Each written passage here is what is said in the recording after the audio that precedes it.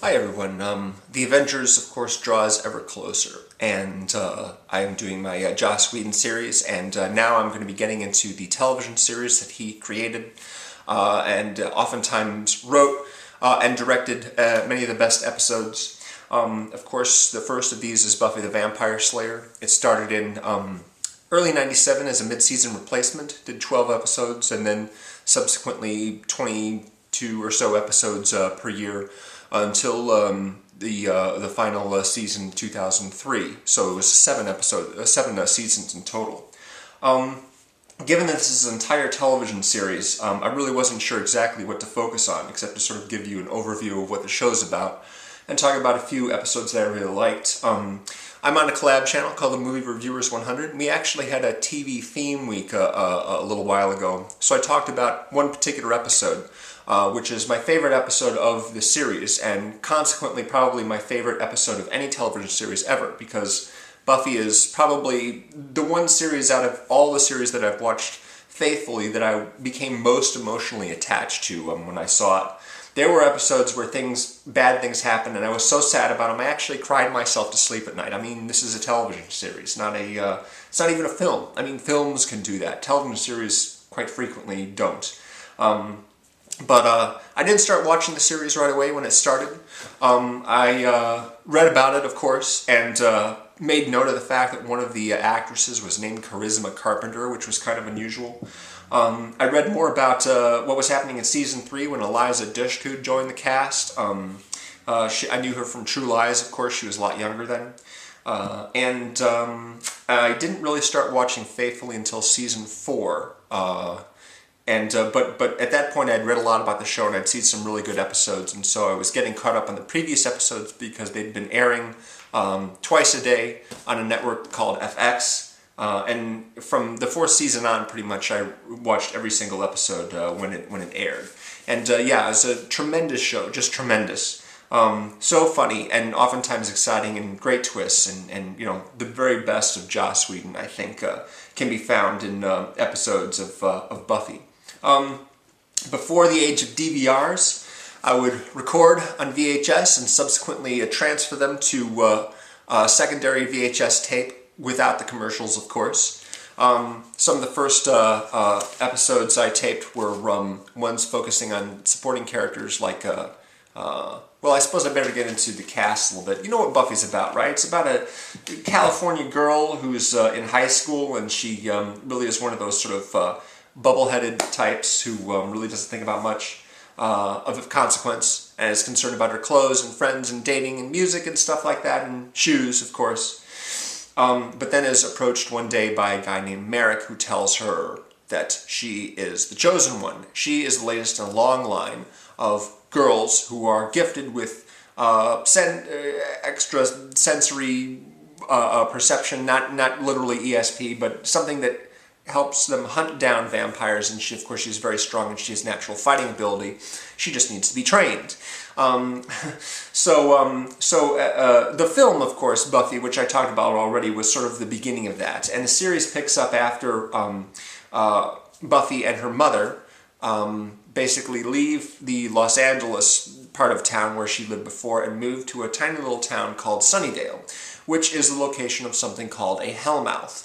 And a Hellmouth basically is a portal between the underworld, where demons and other bad stuff reside, and enter into the world, into our world basically, and consequently cause a lot of mayhem. Of course, the series focuses largely on vampires, but there's all kinds of other bad guys running around, demons and monsters and giant snakes and vengeance creatures, giant spiders, you know, just a lot of crazy stuff. So the whole sort of structure of the series is that there's a sort of individual little threats that Buffy has to deal with every week.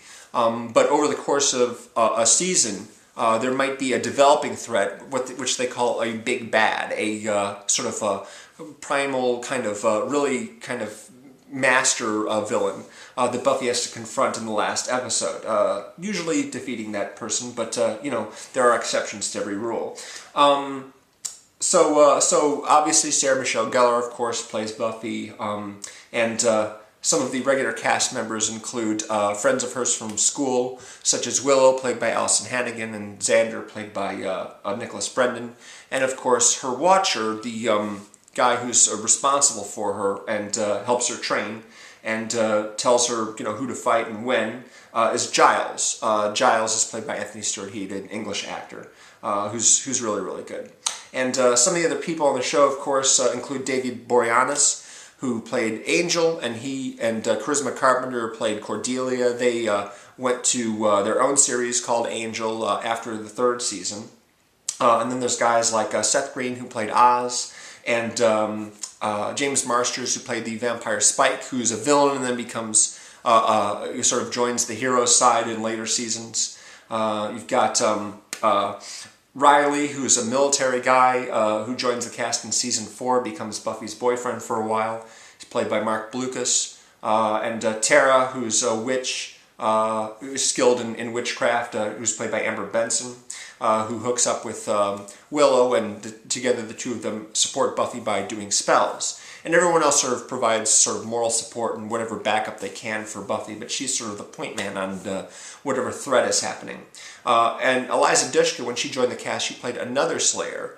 Normally there's supposed to be only one at a time, but when Buffy got killed temporarily and then revived later on, another Slayer was, girl was chosen to be the new Slayer, so now you have 2 Slayers running around. And a lot of the cast members would migrate between Buffy and the Angel series in later seasons.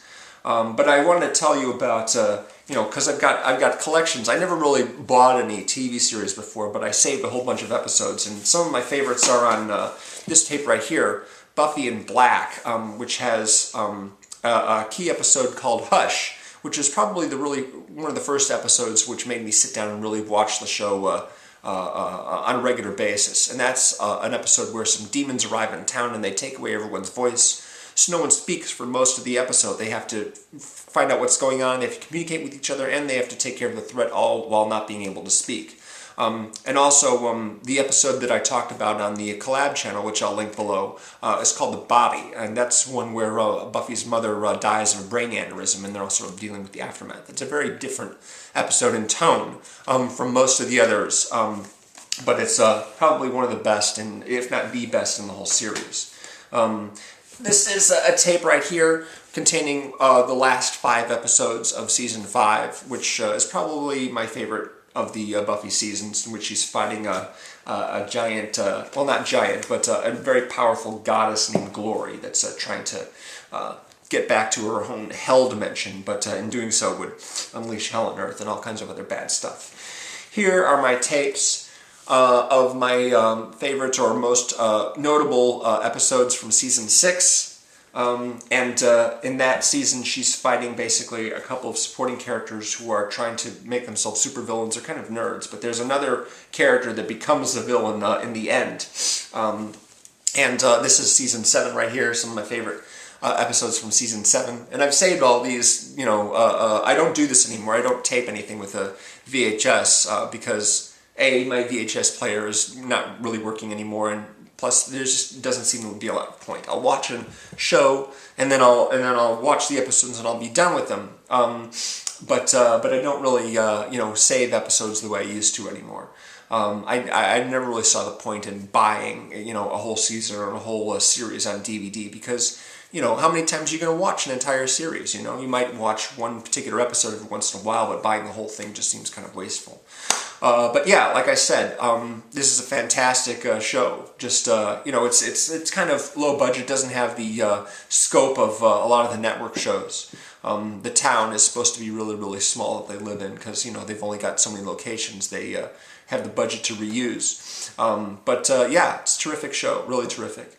And like I said, amongst Joss Whedon's best work as a writer and as a director.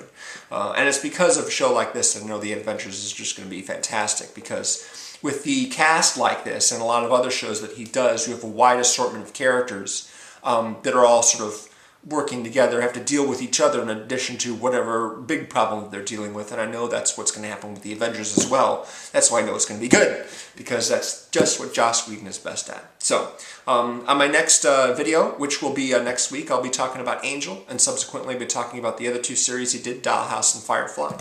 And around that time, the Avengers is going to come out, and I'll be talking about that. So, hope you'll tune in for that. Thanks very much for watching. Take it easy, guys. See ya.